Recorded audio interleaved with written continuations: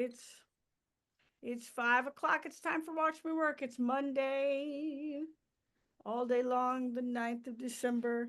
And we're going to do what we do every single time we get together here. I'm SLP. We thank the new work development department at the Public Theater, and we thank HowlRound for supporting us all these years. We've been doing this for like 15 years, where we get together, we work together, and then I take questions from you about your work and your creative process. That's what we've been doing. That's what we're going to do today. If you would like to, after working for 20 minutes, we're going to get to the questions. If you would like to ask questions about your work and your creative process after, in that special time, someone's going to tell you how to do I can that. take it. I got you, SLP. What you're going to do is you go down to the React button at the bottom of your screen. And if you click on it at the bottom of that menu, there's a raise hand button. When you press that, we'll know that you want a question. You can unmute yourself at that point, and then you can go ahead and ask your question. Thanks. Oh, that is perfectly true. Okay, so let's get started. Here we go, 20 minutes.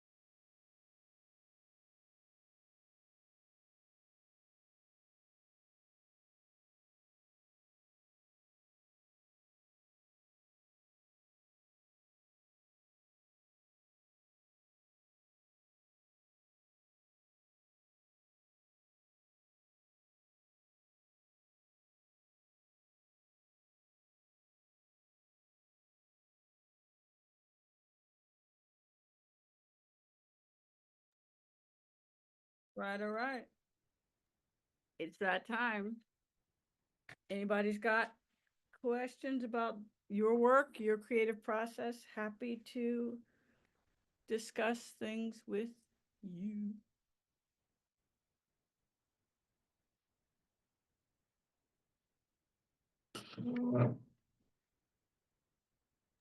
Hi, Joy. Welcome back. Feel free to unmute yourself and you can ask your question. Hi, thank you. Great to see you, SLP, and everybody. How's it going? So my question is, when is the right time, or, when are the possible times to preview bits of work, whether it be dialogue or a song, in a forum like this? Is it before a workshop? Is it, at what point in time would it be helpful to the creators to do that? Because, and the sequel to that question is, when we take out a section of dialogue or just take one song out and share it in possibly in a forum like this, it's out of context. So it would probably need some explanation. And so what do you recommend for an approach to doing that? And what is the recommended point in time to do that? Great question, Joy. You've got some good questions. I think it depends on depends on a couple different things. The group depends on with whom are you sharing it, you know. So if it's, for example, if it's like producers who have commissioned you to do the work and they're sort of wondering if it's any good or not, right? I would wait.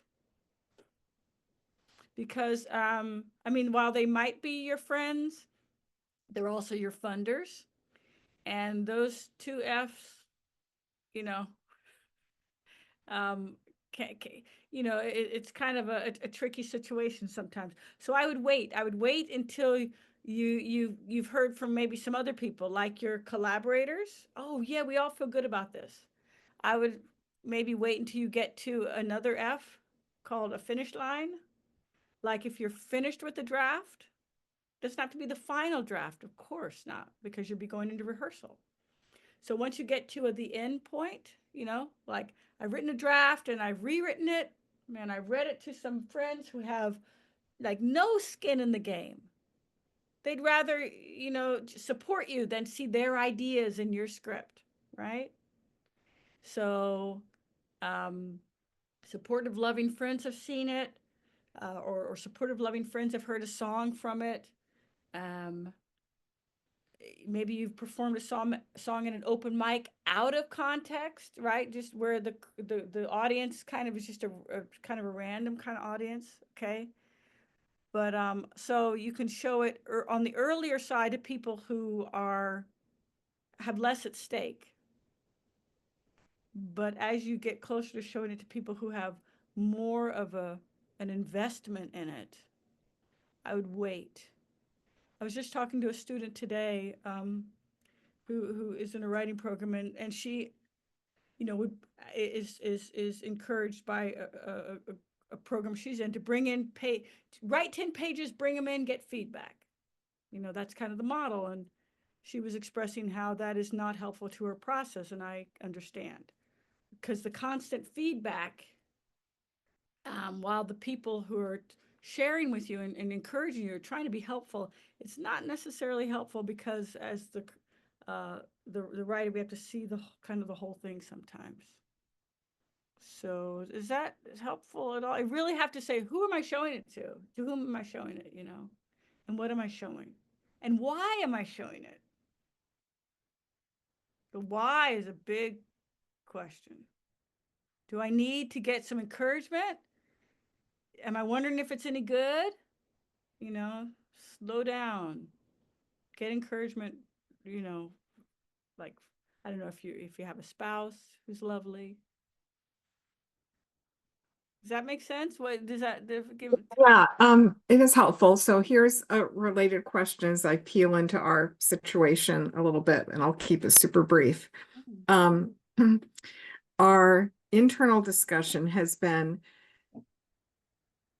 would it be better if a song had universal appeal and not have a lot of the specific situational context right in the lyrics? Because what people tend to remember is something that they can relate to universally. And the balance between that and lyrics that are, more context specific. Mm-hmm. Mm-hmm. Hmm. But we can probably think in if we think of musicals, we can probably think of examples in musicals where both kinds were effective, right? I mean, there are musicals. Sorry, what's effective? Both kinds of lyrics. So, for example, I mean, lyrics that are really specific, like raindrops on roses and whiskers on kittens. That's really specific, but it's not really what they're going through right then. They're not talking about, the Nazis and what are they going to do, right? Okay, you know, or I'm just thinking of like corny ass musicals that were written a long time ago. Surrey with the Fringe on top. That's really specific, in Oklahoma, to what he's thinking about purchasing, I think, or Everything's Up to Date in Kansas City is really specific to what he just came from. And that's really a wonderful song and works really well. I think, if the song's really good as a song, it's going to have universal appeal. And it's going to also satisfy some of the needs of the moment right then. I think you can do both with good songwriting. Instead of just, I love you, I love you, I love you, don't you want to go home with me? I mean, that could make a great song too, have universal appeal maybe. And it might not work in a musical. So, Right. Right. Yeah. Thank you. Sure. Thank you. Thank you, Joy. Thank you so much. Hi, Lou. How are you? Are you still Hi. in? Are you back? I am still, it's totally nuts. I'm here till Thursday. Hi.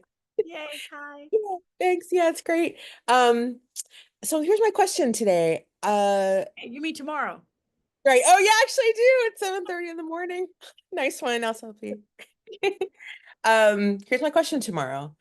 So I'm working on this nonfiction project. Yeah. And intrinsically my nonfiction project intersects between my personal experience and things that were happening in the world that are kind of known, but maybe not by everyone and maybe not in deeply. And my lens is from, I'm writing about my career in the advertising business. So there's things that are sort of unknown about how that works, which I'm trying to reveal. So there's kind of like these three, and I'm struggling with how much context I want to give. And I'm trying to balance, and I'm really by design, the book is about a human being's story. It's not a journalistic expose on advertising, although that's part of it. It's not a societal sociology project, although that's part of it. It's a memoir first. And I'm sitting here a lot losing myself in, oh, I better explain this because people don't know this. And then I go down like a research hole, or I write like 2 pages about like how advertising works or whatever. And that's okay, maybe just in where I'm at in my process right now, like because I'm sort of writing to edit to understand. But I just wanted to bring it up and talk about it a little bit, because it's like this thing of thinking about your audience and what they know, and contextually how much does it matter, and how much is my own story. And I think, I mean, I'll take it to my therapist, but I think some of it is like, oh, people don't want to know my story. Like my story won't make sense if they don't know this other stuff. And I think there's something like about my belief in myself that's happening, because it's like, if I just say the story of what happened, people won't get it. They need to know all this other stuff. So Right. I don't know. I just want to talk about, we talked a little bit a couple weeks ago about past and present. I Mm. think I was getting stuck again in like standing in the story and just trusting that the audience will sort of feel the context by my place in it or by my details that I bring out, and not like treading onto, I don't know. I think I'll stop talking. But it's like it's a little bit the same question, maybe a different way I worded. always love your questions, though. I mean, you said you're writing to edit. So Mm. it's okay to over contextualize, over explain. Mhm. You know what I mean? You can make it a game. I mean, if it's you in the story or you, like, you know, your character, you can turn to the audience, the reader, every once in a while and go, "Do you get this? You don't get this? Okay, let me explain it to you." Yeah. Look, way back when this was happening, and this was happening, this was happening, and then like this happened, and then this happened. Almost like, see those things on YouTube where they draw those pictures, and then this happened, and then the government came in and bailed out the banks, and that's why we are fucked right now, like that. And then go back anyway, back to our story. Here we go. You can make it kind of fun, and then your editor, can go through it, Yeah. and they can go, yeah, we like that one, we need that one, we don't need that one, or how about we have 2 lines of that one. You can Mhm. make it sort of a fun sort of character, me meaning you, but what do you call it? A formal aspect of the memoir. You can formalize it by Mhm. almost making it like a she can. Let me tell you about that. Sidebar, okay? Look at that. Yeah, Can make it fun, that's cool. you know? Yeah, make it fun. I mean, isn't that just, oh, like every when I channel you when I'm alone, I'm like, all right, just make it fun. Don't hypnotize Yeah, myself. right. That's So so that's hard. good. Okay, that's good. So I'm gonna hear you. I'm gonna plant myself into your, yeah. Make it fun. Come on, let's make it fun. Come on, Yeah. let's fun like that. So Right. that's what I am all the time in your head now. Yeah, Make it it's totally right. Yeah. fun. Can you make it Right. fun? I go into like I'm writing a high school paper or like the history of advertising. I'm like, that's not what I'm here to do. Like, why am I doing this? I make myself I mean, crazy. unless that's your fun, huh? It's not my fun, If no. it's not your fun, then that won't get it done. All right, make it fun. Somehow make it fun. I mean, that's what I am constantly just finding out ways to like make shit fun. Yeah, because Yeah. then it makes it more possible to do. But also when the form can help you make it. When you can think of a fun way to include your problem as a formal element of the thing you're making, then that's part of the fun. Like, Yeah. gosh, I have to walk to school every day in the snow. I'm gonna make it fun. You know what I mean? Yeah, totally. I know what you mean. Yeah. And also people have been alive while advertising has like taken over their, like, people know, like, I think that's the thing too, is like the fun to me is the Mhm. trust that people like are going to know what I'm talking about. I do think there is an element of that. Yeah. And I want to have fun, like nudging my audience a little bit, like, you remember that thing, or you know about, because Yeah. I think they know. They don't know all of it, sure, but Right. they know some.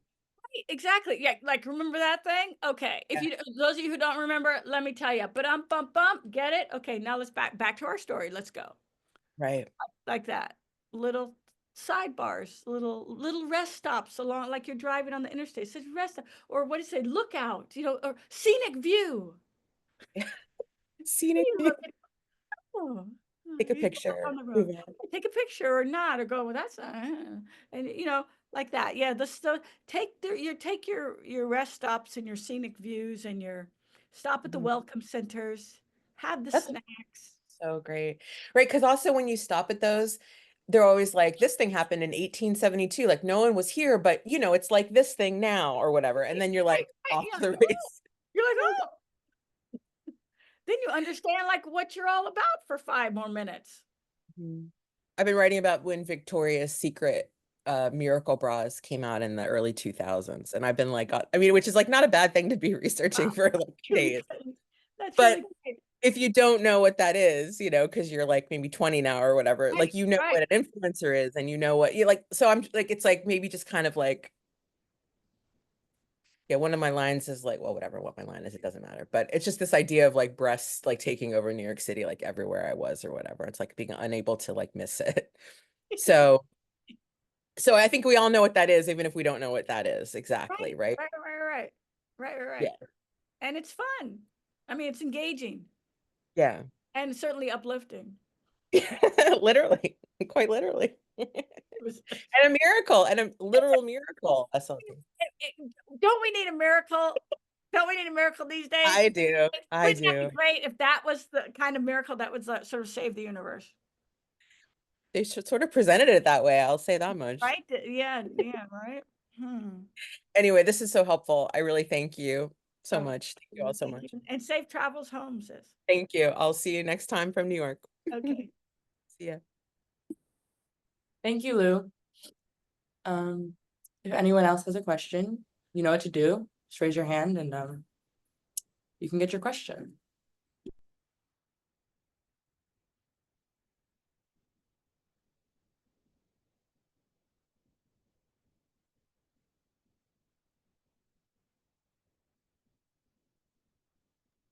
Hi, Lisa. How are you? Feel free to ask your question. Hey, how are you? Good. Glad to see you. Good to see you too. Good to see everybody. Okay, I wanted to go back to something that you said earlier off the first question. And it was basically knowing when it's time to show work to somebody. I tend to be more conservative, and I don't show work very soon. I don't know if that's a good idea or a bad idea. But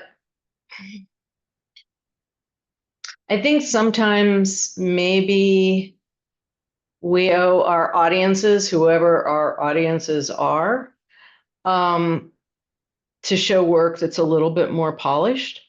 Or is that completely old school and some weird thing that I've come up with? Because a lot of times I want to say, well, Good questions. could you take another pass at that, do you think, before you subject all of us? But you can't say that. So okay. So where's the rubric? I mean, how do you say, okay, I'm going to let, 5 of my closest friends see this? Because you can only go to the well so often. You know what I mean? True, unless they're a captive audience, you marry them and then they're forced to. No, I'm speaking of my own experience. Okay, this is the rubric. The rubric is you. It's you. What do you need? And honestly, I mean, it's not you, Lisa, but if there is somebody, say, here's her name, Ginger over here, and she needs to show her work often and in pieces because her, upbringing and makeup and psychological situation is constant encouragement, like every paragraph. That's what she needs. And if she gets to the finish line, if Ginger gets to the finish line by doing that, you know what I mean? And she has a group around her who is like, well, it's going to be rough, but Ginger needs that and we're cool with it. Then that's okay. What we owe our audience, I err on the side of more of what we owe ourselves. So if you really need to hear feedback from a trusted group, and Lisa, you shared a little bit about some of your groups, and they're kind of harsh. Just in my memory, your groups are a little harsh, little like nah. So I would say that what you might need more of is encouragement and some hugging up on your work rather than some critical that your group might offer really well. So I would say wait and get the hugging up, the love, the encouragement, the hardcore encouragement. I mean, tough love, like, yeah, you got to rewrite from somebody who, again, is less invested. But it's really what you need. Personally, I don't show my work until way down the. I have an agent who says, "Send us the manuscript already. You've been with it too long." I'm like, "Oh, I appreciate your interest, but I won't show it till I'm ready. I appreciate they're ready to read it, but until that moment when I'm ready to show it, I'm gonna have to find encouragement elsewhere. And if that's just talking to myself when I got up this morning, 4 a.m, I was talking to myself, encouraging myself. Hey, come on, you can do it. Come on, you can do it. Like that. Is that helpful at all? It does a little bit. I think I want to kind of meditate on it a little bit and see, you know what I mean? Yeah, some of my groups are harsh, but they're all wonderful. And Okay. and I think we've all reached I mean, some of these groups have been together for years and we've all reached accommodation. We know each other and we know each other's work. So I think the magic of a good group, not that this is about this, is when the minute you finish the group, you just want to sit down and go back to work. Mm-hmm. And that's how I often feel. Maybe it's coming up through television where criticism tended to be pretty harsh and pretty direct.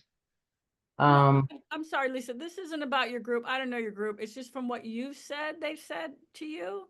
Mhm. I'm not hating on your group at all. I'm just saying from some of the things that you've shared about your group, I'm just mindful that those are the kinds of conversations that go on in your group.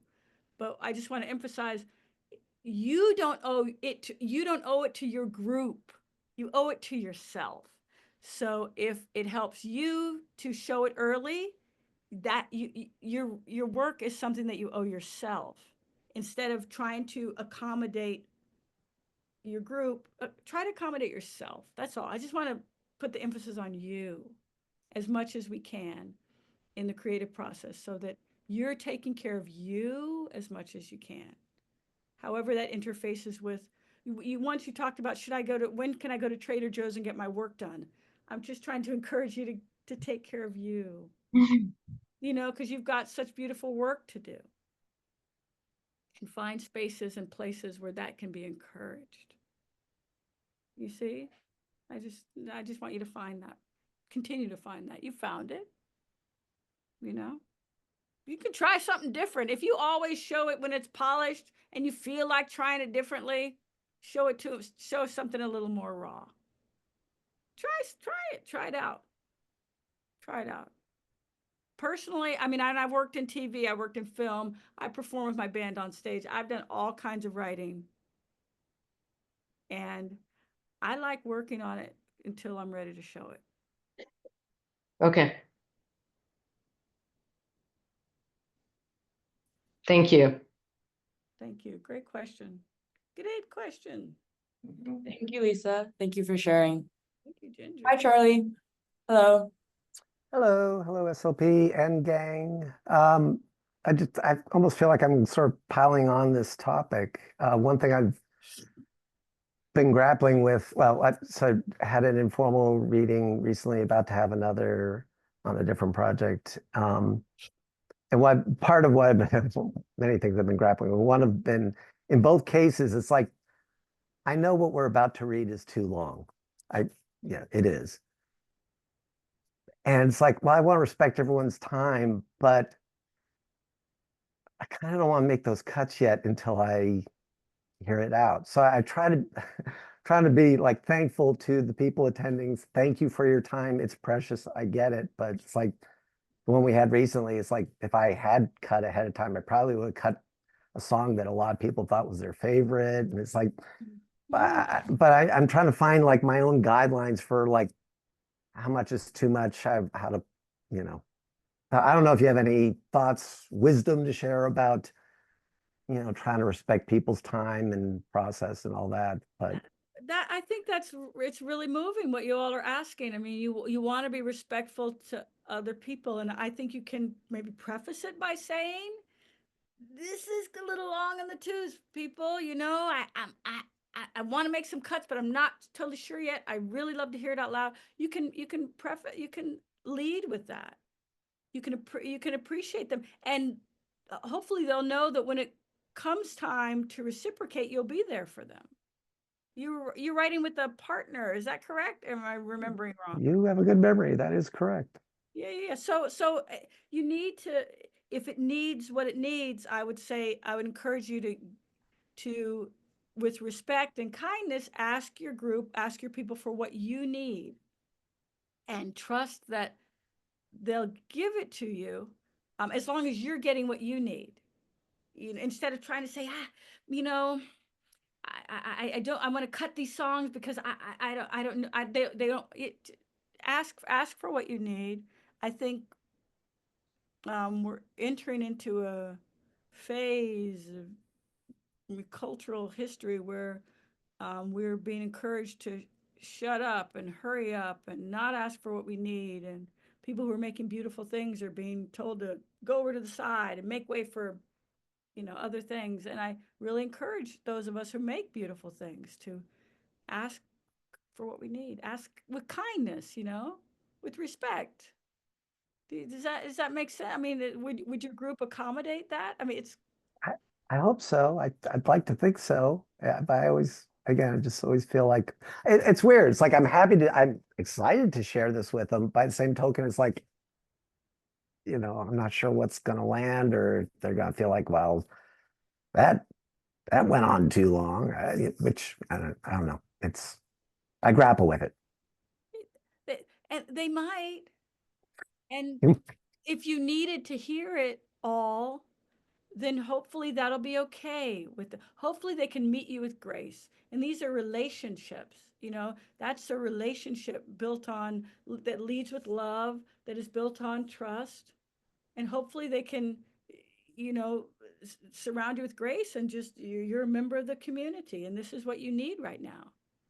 And maybe next time around you'll sit for hours, giving notes to somebody who's also needs help. I mean, Yep. Be generous in return. yeah, generous in return. That's Yeah. that's what we hope. Do unto others as you would hope that they would do unto you. Yeah. Thank you. Yeah, thank you. And it's great that you're being mindful of other people's needs. I'm pleased to hear that.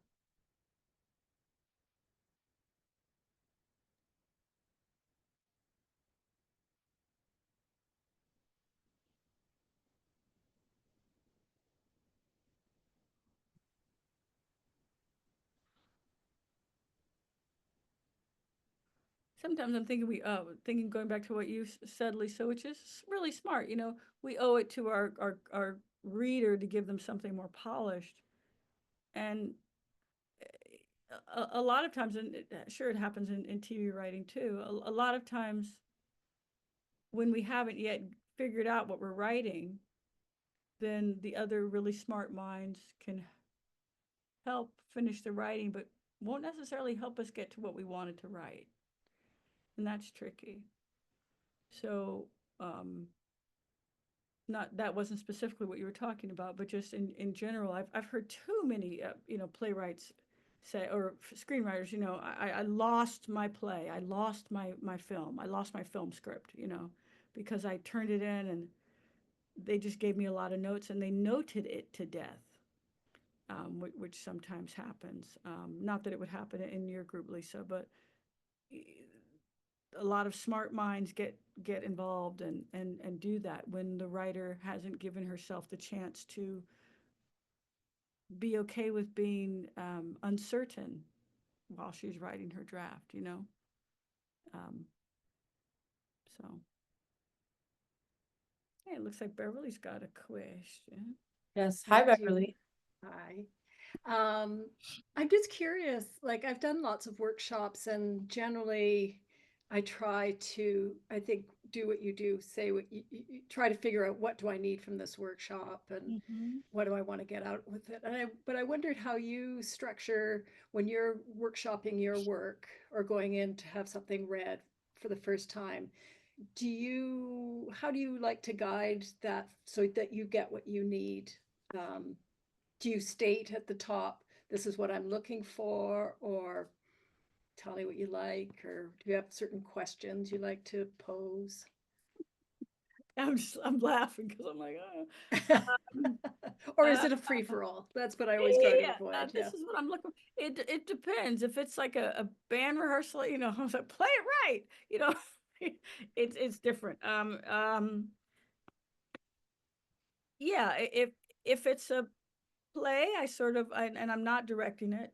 I sort of collaborate with the director very much, you know, and we talk about what might be the most helpful going into the reading. If it's music at a band rehearsal, then I have to be very specific, you know, like it doesn't go, it doesn't go, I don't know what, 180 beats per minute. It goes 80 beats per minute, you know, that kind of thing. So I have to be much more involved. Whereas a play, I don't sit there and helicopter hover playwright. I sort of sit back. I'm curious to see what people do with it, sort of, because I'm in playwriting, I'm preparing for, you know, my absence. You know, in novel writing, I just want to see, like, did you get it? Did they laugh? Did they cry? You know, I don't know. I'm with the new work development. What do you guys? I'm sorry. What do you think? Someone going into a reading, Beverly? Did you say of a play specifically? Yeah, like just, you know, that first time you hear a play read in a pub, you know, with a group of actors workshopping, and how to make sure it just doesn't become a free for all of, you know, comments that could steer you in the wrong direction, right? Like, how do you kind of guide that? Yeah, thank you, Beverly. No, it's a great question. I would say, I mean, the first thing that I want to offer, which I feel kind of is connected to what you're speaking to, SLP, is the way that the writer can really have agency around what type of conversation is happening. So if it is a reading and there's a desire for some level of feedback, working with that company to really curate the discussion so that the feedback that is asked for can be really intentional. It also can be an option to say, I don't want any feedback, and people attend and they can respond, and then we're done. And that's the end of that, which I really appreciate, because I understand what you're saying in terms of how to have a response to a work, but not necessarily the overwhelm of feedback. So I would say the best option is to talk to the theater with kind of your desire of how you want it curated, how you want it led, and then to be able to move into a space where it can really be driven by the desire you have for a response, rather than being dictated a certain type of response. Yeah, questions like I'm with the questions like, did the story make sense? Yeah. Sounds similar. Did anybody have any questions about the journeys of the individual characters? Yes, No? absolutely. Did any Anything that took you out of it, anything that was confusing? Those Yeah. are really great questions to be able to then get more specifics without getting an overwhelm of response. And when they're giving you feedback, I've always found it really helpful to have a notebook. And I mean, instead of typing your notes, have a notebook and a pen, and actually longhand writing their notes down. There's something about connecting in that way that is very sort of calming, and at the same time you can absorb the notes in a way that's beneficial to your process. I've found that. That's a great idea. Yeah. Plus, in that moment, because there's always that, like, and if you're sitting there with your notebook, you know, there you are. I mean, I'm assuming that they're going to be gathered, you know, around a table or something, and you're doing this. You're actually saying, I am a writer. You're actually demonstrating that. And also you're saying, I am a listener. I am listening to you. I am making notes. I am taking the notes, when actually you don't have to actually implement the notes in your work. Yeah. That's but right. you were being receptive. Mhm. You were demonstrating receptivity. And it's just something to give your body and mind something to do while you're taking all that information in, because it's an intense process as you're anticipating. It's a very intense process to get feedback. And yeah, people like Amrita, New Work Development, they're pros at it and such generous and kind people, but not everybody is good at it. Giving feedback is, it's an art form, really. It's not a craft. It's an art form to be kind and receptive and intelligent about the way you talk about someone else's work. Yeah. Thank you. Another question to offer that I love because it actually puts feedback into the affirmative is asking the group what was most memorable or what resonated with you the most. Because then it actually puts people in a space of what stuck with them, what's positive, that I think then moves into a culture of how their feedback can be more constructive rather than negative. Yeah, and that kind of goes to what Charlie was talking about, doing a reading that something's too long and you don't know where to cut. Yeah. And you start to go, oh, this is the part where it resonated. And Yeah, absolutely. Great. thank you. Sure. Thank you. Thank you, Beverly. Hello, J Lists. Feel free to unmute yourself and ask your question. Yeah, hi. I don't have a question. I just want to say I've been gone from this for several weeks, too many, and it's so wonderful being back. And that last thing that you said, SLP, was just absolutely wonderful. I'm glad to be back. I have really missed these sessions. Thank you. Are you well, my dear? Yeah, I'm fine. I'm fine. But just there were some other things I had to take care of, and so I had to make some decisions. But I'm back now, and I am really happy that I am. This is just so helpful in the things that I do and want to do.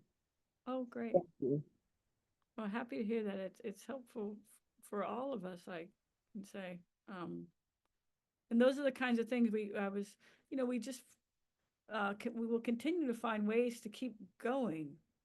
I was telling a group of people earlier today that, there have been losses this year. There have been losses. That does not make us losers, right?